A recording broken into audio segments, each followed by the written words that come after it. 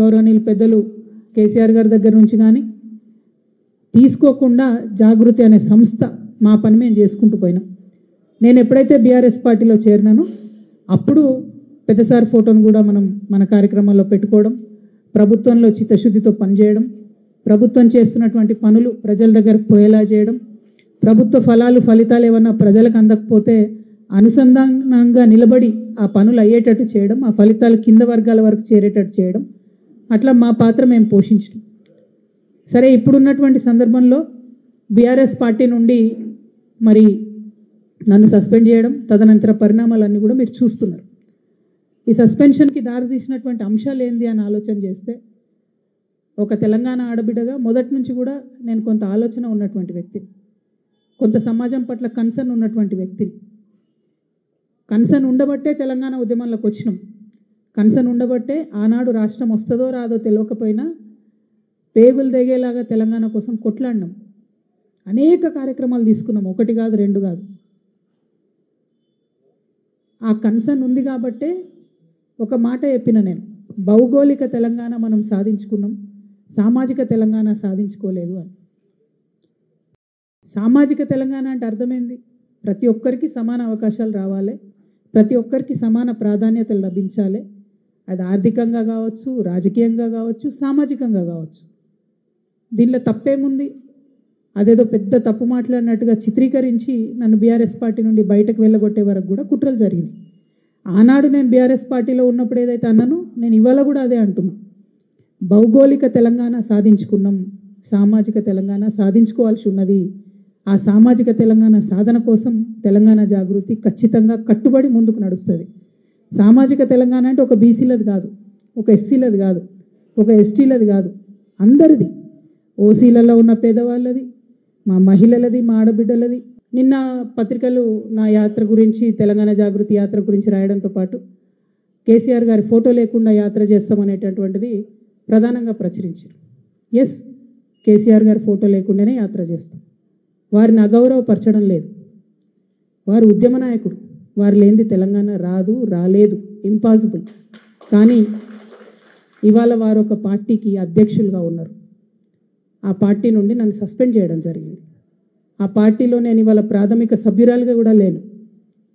నేను తెలంగాణ ప్రజల దగ్గరికి పోయి మళ్ళీ వాళ్ళ సమస్యలు ఏంటి తెలుసుకొని తెలంగాణ జాగృతి అనే సంస్థను పటిష్టం చేసేటటువంటి ఈ ప్రయత్నంలో కేసీఆర్ గారి ఫోటో పెట్టుకోవడం అంటే నైతికంగా నాకు కరెక్ట్ కాదు. అది చెట్టు పేరు చెప్పుకొని పండ్లు అమ్ముకోవాలనే ఆలోచన నాకు లేదు.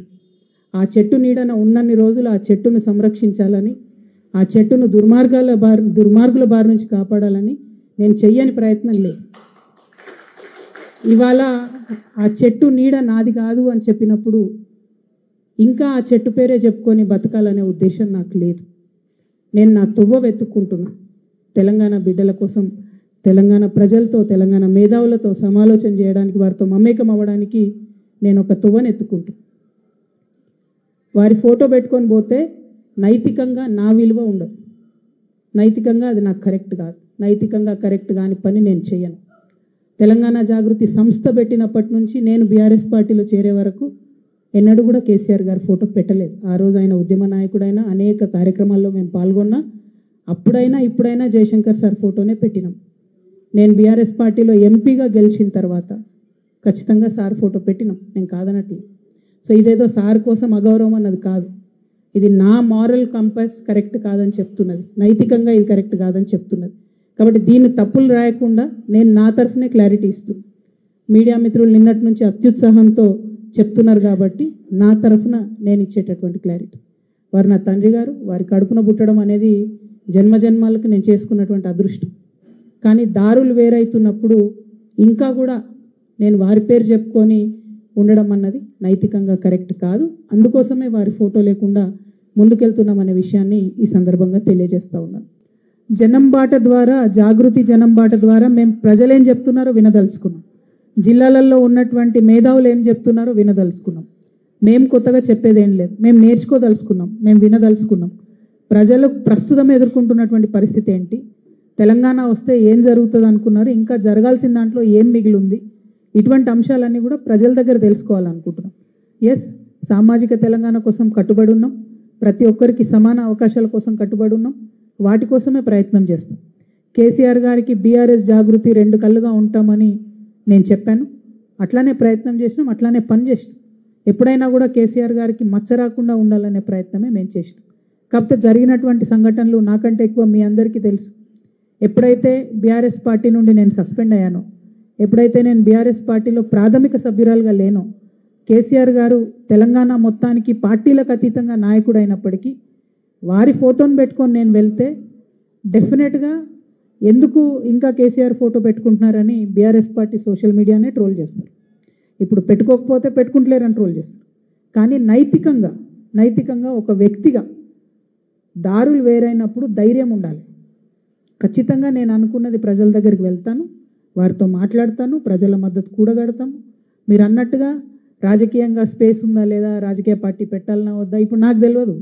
నేనే వెళ్తున్నా ప్రజల దగ్గరికి. ఈ 4 నెలల తర్వాత ఖచ్చితంగా వారు ఏం చెప్తారో విందాం, ఏమంటారో విందాం. తెలంగాణలో స్పేస్ ఉందో లేదో నాకు తెలియదు. నేను ఇందాక చెప్పినట్టు ప్రజలే పెద్ద గురువులు అందరికీ. వారి దగ్గరికే వెళ్ళదలుచుకున్నాం, వారితోనే మాట్లాడదలుచుకున్నాం. అందుకే ప్రతి జిల్లా రెండు రోజులు పెట్టుకున్నాం.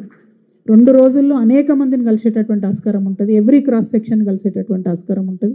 కాబట్టి ఈ ప్రయత్నం చేస్తూ ఉన్నాం. ఈ ప్రయత్నంలో ప్రతి జిల్లాలో మీడియా మిత్రులను కూడా కలుస్తాం. సో వారి దగ్గర నుంచి అందరికన్నా ఎక్కువ ఇన్పుట్స్ ఉంటాయి, అన్ని సెక్షన్స్తో మాట్లాడుతూ ఉంటారు. కాబట్టి కలవనటువంటి వారే ఉండరు, అందరినీ కలుస్తాం. ఒక సమగ్రమైనటువంటి అండర్స్టాండింగ్ ఆఫ్ తెలంగాణ కోసమే ఈ యాత్ర చేపడతాం.